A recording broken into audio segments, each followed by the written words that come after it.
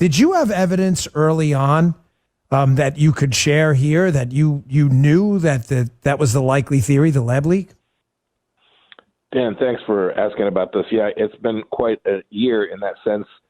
The evidence we had in the spring of 2018, so I first started talking about this publicly back in either the end of April or beginning of May. The evidence that we had at that point was pretty clear, but everything we've seen since then has validated that the most likely solution, we can't prove it, but the most likely solution is pretty straightforward, that this came from the virology lab. They were conducting military activity there. We know they were taking these viruses. For sure, we know they were taking these viruses and amping them up, if you will, called gain-of-function research, making them more lethal, more transmissible. And we saw that back in the spring. And as every piece of evidence began to turn up, we were going back. We were trying to convince our Chinese counterparts to come clean, to fess up, to help us understand. We were trying to save American lives. You remember what the spring was like last year. We were all trying to get our hands around this thing. And we were trying to get the Chinese government to help, and we could see that everything around that lab was closing up. They were disappearing doctors. They were getting rid of journalists. They were destroying viruses.